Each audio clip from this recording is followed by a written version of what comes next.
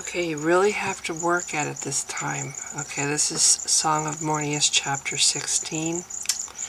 The crickets are, this is a very musical bunch. Yeah, at night I hear them warming up. They have a little conductor. They all gather. Anyway, and oh, and the mouse noises too. And I know up in the mountains, snow everywhere. There are no mouse water bottles hanging from the trees for the mice to, get to. And right, that doesn't happen in the mountains where there's snow. You don't find those little water bottle thingies with a little ball at the, for the mouse to. Not there, not found anywhere in the area. So it's going to be a challenge to try to imagine that this is a quiet, very quiet mountain, snowy mountain backdrop. Okay, you know how it is when the snow is very heavy on the ground and it's very quiet. Everything has an echo. Okay, that's what you have to imagine, but what you're going to get is crickets and mouse noises. So it's a challenge. It's a challenge. Are you up for it? Sorry, I'm so weird this morning, and I haven't had my coffee. So anyway, here we go. Chapter 16. Much lighter chapter than the last one, just so you know. Song of Mornius, chapter 16. Tarek turned from the city, from the golden caress of dawn on Tyrdawn's ruined walls. His gaze settled on Avalar. The giant waited somberly nearby. From the corner of his eye he had watched her surveying Tyrdawn, but now as he moved, she turned to face him. Her eyes glittered as he approached. If he was her enemy, he would know it now. He would wring the truth from her. It was early yet, and Morniston was not awake to interfere. "You mistrust me," Avalar said. Tarek stopped before her. Tilting back his head, he met her gaze. He was surprised to see tear tracks on her cheeks, a look of deep sadness he had not seen before. "You attacked my healer," he snapped. "Yes." Avalar nodded. Her eyes glinted as if somehow she shared his grief. "I lost control. I would have killed him." "You threaten the one person who gives us hope." Deliberately, Tarek placed his hand on the pommel of his sword. "Giant, I want you to go." "Go?" Incredulous, Avalar stared. The sun illuminated her face, her expressive mouth and widely spaced blue eyes. She was magic, old magic personified, and yet she was vulnerable, he realized. Even now he could see her trembling. "Where shall I go? All my trainers are dead." Tarek held firm. His gaze traveled down her frame, from the blood-stained mail protecting her torso to the sword almost as tall as he. He scowled as he remembered her cries during the night. The terror of her dreams had roused them all. "Go home," he urged her gently. "You heard what Morniston said. It's dangerous here for giants. Go home, to Hathra Isle." She wavered and almost fell. Blood drained from her face as though his sword had pierced her heart. "Because I lost control? But No! Because I have asked you to." Tarek drew a deep breath. "Avalar, please, respect my wishes and go." Avalar slumped to her knees. "Sails," she whispered. Her face was ashen. She knotted her hands hard against her side. "I cannot." She swallowed and canted sideways, then caught at the trunk of a nearby tree to hold herself upright. "My windrunner is naught but splinters in the surf, even if I had strength enough to get there." Her voice trailed off. Tarek stared aghast at her two hands clutching at her mail. The stains on the metal were red now, not brown. It was fresh blood he was seeing, her blood. Even as he watched, more oozed between her fingers. Tears blurred her eyes as she caught his expression. "Forgive," she breathed. "I thought it better he not know. If he tries to succor me." Tarek moved to support her wounded side with his shoulder. Deftly his fingers worked to unfasten her mail, unbuckle the massive sword. With all his strength he helped her sit, then pressed her onto her back among the trees. Avalar. He pulled off his cloak and placed it folded under her head. Who did this? Was it the mage you fought? She nodded, her big hand squeezing into fist. I was unprepared for the fury behind his might, or how wrong it would feel. Though I slew him, another mage took his place and struck at me. Now if I go... He held her head, silenced her with a gesture. Her blue eyes widened beneath his hand as he stroked her forehead. I won't make you leave yet, he said, but I need you to promise you'll not attack my healer. Will you swear? Avalar closed her eyes and snatched a shaky breath. I will not harm Galen, she said. We spoke last night and much has changed. Good. Tarek settled back on his heels. I believe you, and now I must ask you to let him help you. She started where she lay and fought to sit up. No, she cried. You cannot! I am the old magic leader, Tarek. He caught at her hand with both of his. Giant, listen. I don't think the staff would hurt you, and... He softened his voice. I don't see you have a choice. I will mend. Her breath whistled past her teeth. For 2 days now I have endured it. Give me food and warmth, and I will mend. Tarek sat still for a while, thinking hard and holding her hand. It trembled in his grasp, sticky with her blood. Her fear was stark on her face, her eyes wild with it. He understood why. This was more than just the dread of being injured. She loathed new magic. The idea of it touching her was more than she could bear. If he sent for Galen, she would bolt. Avalar. He had raised Ebony, his horse, from a foal, had broken the animal himself. Now he stroked her hand and spoke like he once had done to the frightened animal, caressed her hand with slow, gentle fingers.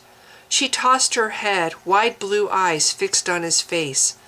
I'm not a healer, he told her, and neither is Morriston. Captain Vurgen knows some field medicine, but his experience is with humans, not magic or giants. Tarek? A sleepy voice startled them both. Above them, on a drift behind Avalar's head, stood Galen. Holding his staff, he peered down at them both with bleary eyes. He was tottering where he stood, barely awake, his tattered blue cloak drawn tight around his bony shoulders. What? He paused, rubbing at his eyes. What am I doing here? Are you better? Galen. Tarek's gaze found Avalar's. His friend's unexpected appearance caught him off guard, but he was glad of it. I need you to ask Holram something. The warder in your staff. What happens if you try to heal her? Jolted into wakefulness, Galen slid down beside them with a shower of icy snow. Is she hurt? He demanded. Leaning over, he peered at the giant as she flinched from his nearness, cringed in dread at the thought of his touch. She is, said Galen. How can that be? What happened? Giant, will you trust me? Tarek fought to keep hold of her hand. Her muscles were rigid now, her entire body tensed. She kicked at the snow as she tried to rise, struggling to draw her feet under her. Against his strength, she struggled to reach her sword. Avalar! Tarek sat on her arm and grabbed for her head. In a moment she would throw him off and he would be powerless to stop her. Giant! He met her eyes. Listen to me. Galen won't use his staff, I promise. Not without your permission. Her breathing rasped in her throat as she stared up at him, her blonde hair a tangled halo in the snow about her head. Tarek nodded, then glanced over his shoulder at Galen. With careful fingers he folded back the mail and bloody jerkin so his friend could see, exposing a wound as wide and deep as his hand.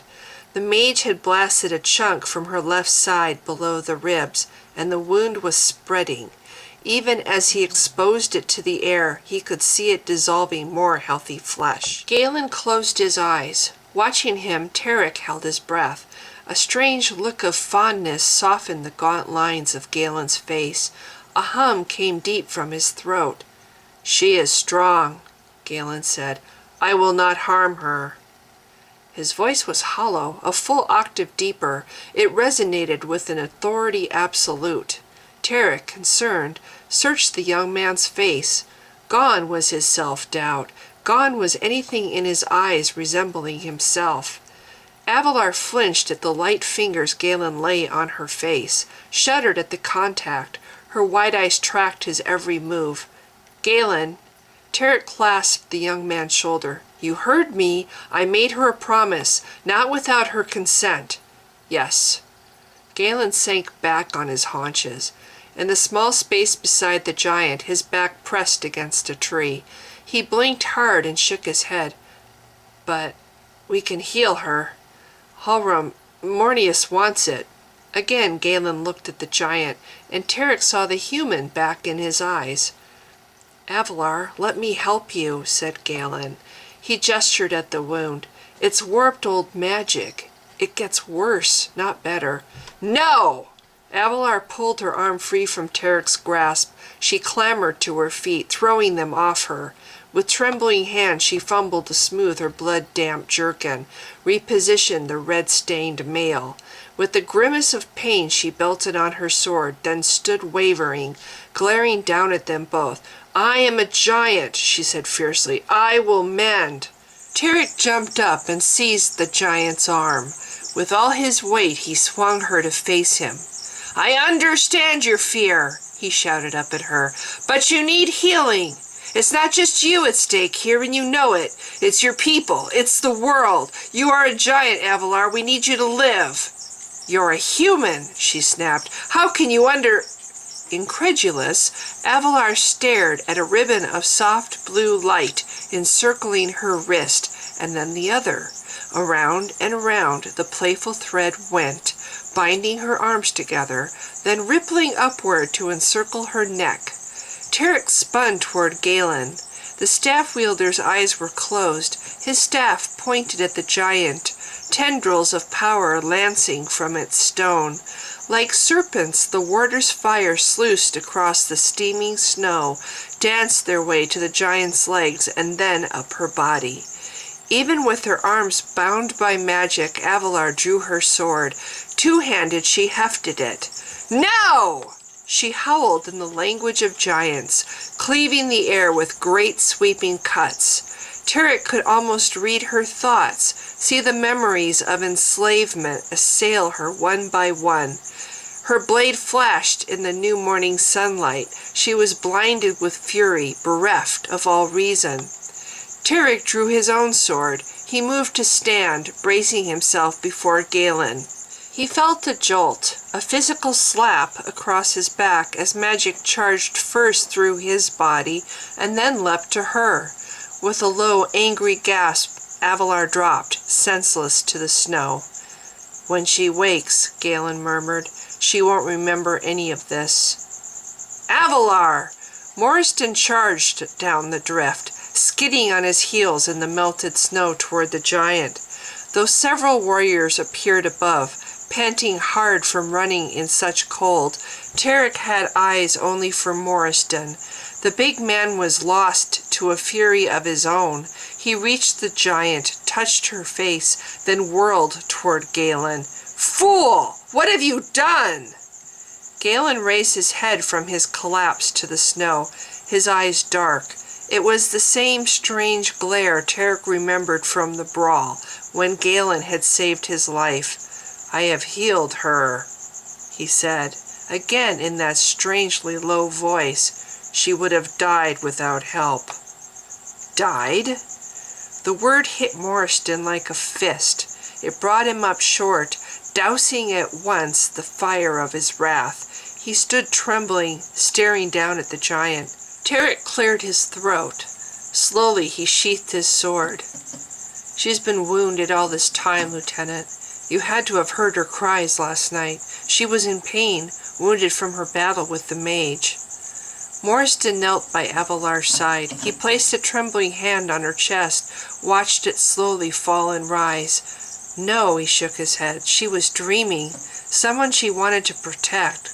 Cray, she said. Morriston shifted to look up at them both. I've never heard that name before. Tarek turned back to Galen. The young man was climbing to his feet. I didn't know what else to do, Galen whispered. Tarek nodded. I don't know how humans ever enslaved giants. I can't control even this one.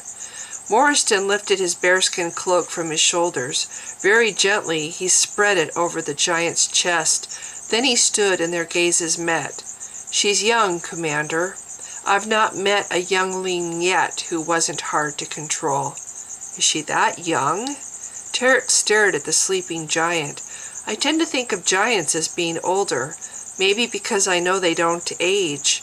Or is that just a myth I've heard?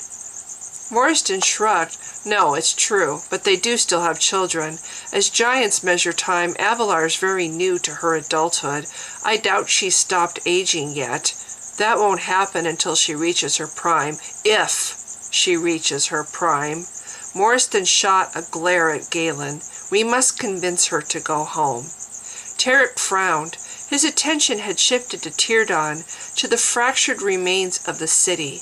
Such extensive structural damage could not have been the work of an average Velar priest. Only old magic, focused and warped by an accomplished wizard, could so unravel such magic-wrought workmanship. Avalar says she can't go home, he told the men watching him. Vurgen had joined Morriston now. He and several warriors struggled to roll the giant onto blankets. She can't. With a snarl of denial, Morriston climbed to his feet. She must! She isn't safe here. I wanted her to go, Tarek told him. She says her boat is in pieces, so either we abandon her here or we bring her along until we can think of a solution. She's skilled with that sword. I can use that, and her. If she wants to travel with us, I'd be a fool to say no. To Tarek's surprise, Galen stepped between them both. His mouth was strict, his expression unlike any Tarek had seen on his face before. Mornius healed her, Galen said quietly. The same magic you were so afraid of me using last night, so now you have no choice but to believe. Holram will protect her. You have my word. Morriston's thick brows shot up. So you say, he snarled, his words clipped with sudden rage. If I catch you anywhere near her again with your magic, I'll rip your head off. In a motion too swift for Tarek to follow, Galen seized the larger man by the throat. What did you just say to me? Galen. Stepping behind him, Tarek gripped his shoulders, restrained him as Morriston pried the fingers loose from his throat. Then Tarek dragged Galen back, spun him around to confront the ruined city. Nothing will shield her if we meet whoever did this, Tarek said, not even a fallen warder. Galen was silent, the muscles of his shoulders strangely hard and unyielding beneath Tarek's touch. Then his voice rose above the wind. He talks to me, Tarek. Only now I've been listening. I still don't know exactly what he is or what he wants, but I feel his power. Tarek stepped back as Galen turned slowly and deliberately to face him, his eyes gone black like midnight, his face rigid and strict and stern. You are mistaken. Again the voice emanated from the young man's frail body, a deep, resonating voice that wasn't his own. Never doubt what I can do.